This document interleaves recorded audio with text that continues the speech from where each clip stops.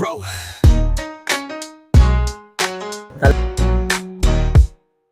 Saw her walking down the lane. Heartbeats like a speeding train. Can't believe she's here again. Wishing I could know her name. Hello guys, good morning, good morning, good morning. Tara guys, mayroon naman tayo uli ngayong pangingibagong vlog. So mayroon tayo ngayong pupuntahan guys. Pupunta tayo ngayon ng Tara sa Gulod, Tanay Rizal. So guys, dito po tayo dumaan ngayon sa Antipolo. At yun na nga guys, pagdating natin sa Marilaki, makikita nyo na kaagad tong Martisim na pangalan. Lahat ng mga rider dito guys, alam na alam po nila dito. At yung Martisim na yan nakikita nyo guys, talagang hinihintuan yan at maraming nagpa-picture. Sa unahan lang ng konti guys, may makikita kayo dito na signboard. At hindi naman kayo maliligaw guys dahil marami naman dito mga tricycle. Handang-handa kayo dito ihatid guys. At yun na nga guys, papasok tayo ng kanto. Pagdating po ng kanto guys ay medyo may kalayuan pa ng konti. Sana guys may maabutan tayo ngayon ng Sea of Clouds. So itong dinadaanan natin guys, dire-diretso lang to guys at hindi na po kayo dito maliligaw dahil marami naman pwedeng tao dito papagtanungan. At ayun na nga guys, dumating na po kami dito sa pinupuntahan namin. Kaya lang yung motor natin guys ay hindi po talaga pwedeng ipasok sa loob. Mayroon naman pong parking doon sa baba. Kaya ikaw kung gusto mo guys na ipasok, kung malakas ang loob mo, pwede mo namang ipasok, pero suggest ko lang sa inyo, pag pumunta kayo dito, wag niyo na lang po talagang ituloy. Dahil kagaya nito guys, may naabutan ako magjowa. Ayan na nga guys, takot sobrang putik kasi dito. Ay umulan po kasi kagabi, kaya ito po yung daanan. So pag pumunta ka pala kayo dito guys, ay maghanda-handa na po kayo ng ng inyong dadalhin. Magdala po kayo dito ng tubig or towel.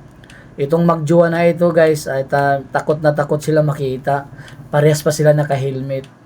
So ito guys, medyo may kalayuan konti yung paglalakad dito. Kaya ako dito, pawis na pawis ako dito guys. Nakalimutan ko magdala ng tubig. Kaya hingal na hingal ako dito.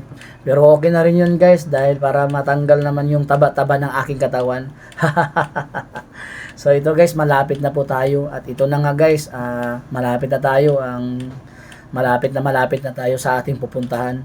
So nakita natin yung langit guys, medyo wala na tayong mahabutan na Sea of Clouds kasi medyo tanghali na.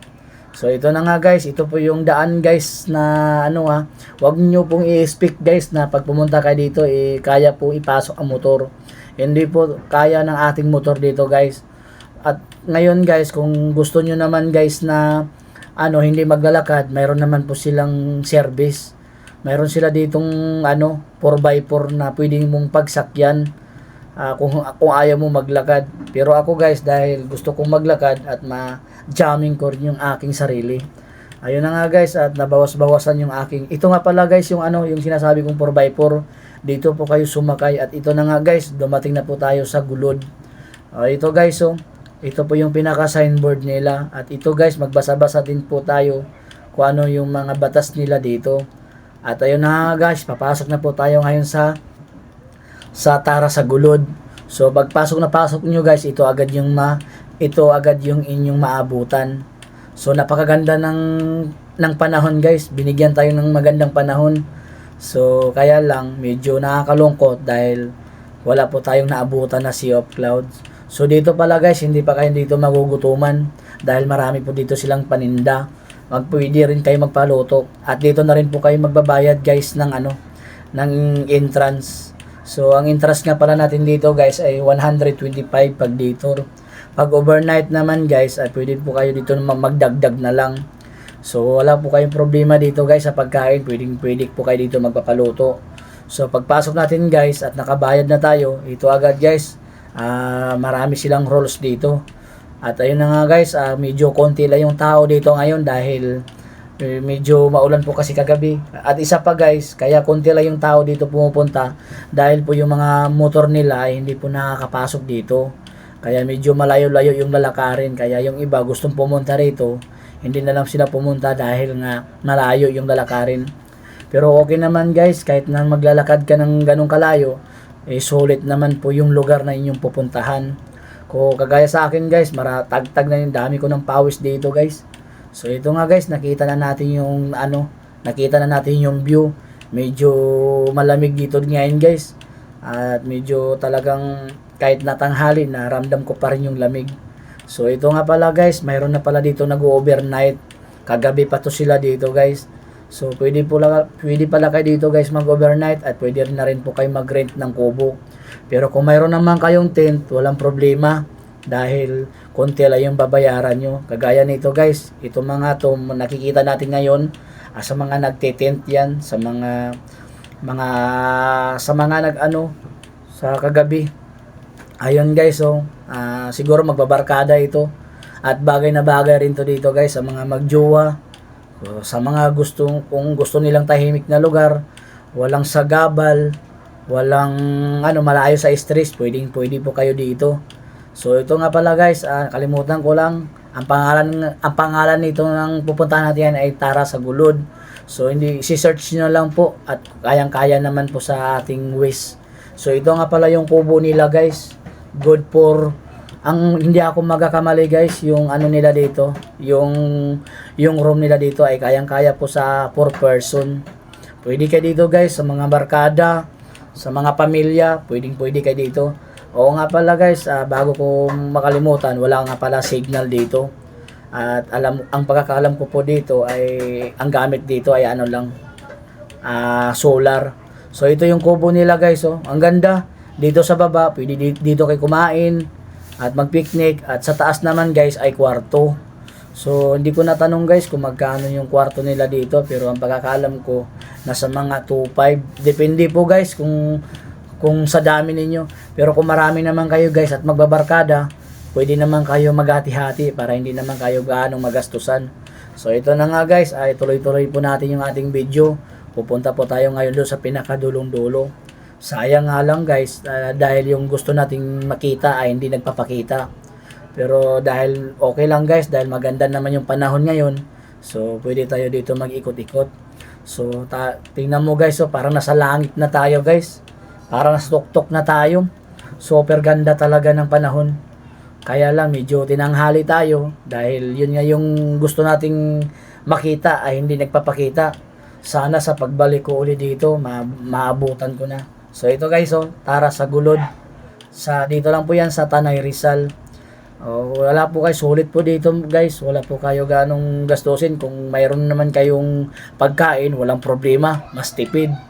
Pero kung may pera kang extra, ay bakit mo pa kailangan magbaon? So habang nag-iikot-ikot ako dito guys, nakalimutan ko na sana bago pala ako pumunta rito ay nag-ano na ako ng kape.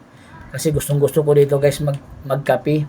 So ito guys, yung mga nasa lubong natin ngayon, ito yung mga nagtitint kanina na nadaanan natin.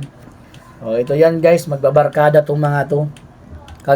Kagabi pa tong mga to sila dito.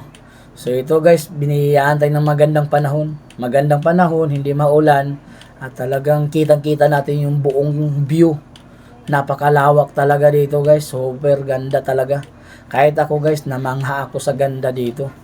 Kaya lang medyo yun nga, dahil yung gusto nating makita ay hindi nagpapakita. So dito na lang tayo nagpi-picture at dito na rin po natin kinunan ng buong video, yung buong paligid natin. So talagang relax na relax guys.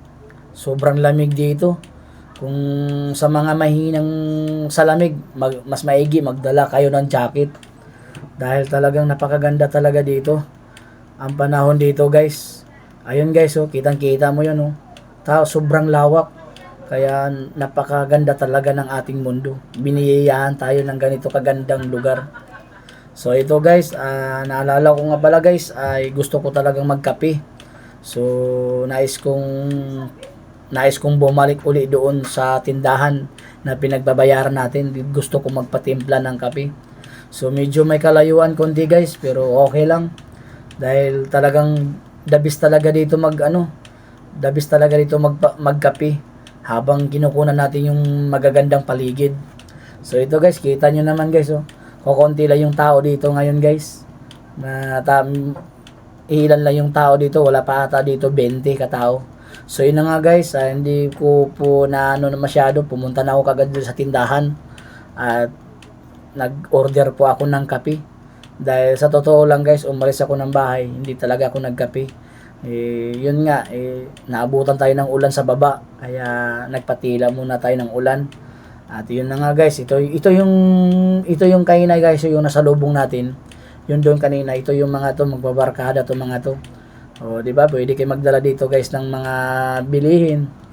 Pero kung mas mainam guys, talaga kung camping naman ang gusto nyo, mas mag-inam talaga na magdala na lang talaga ng sariling pagkain.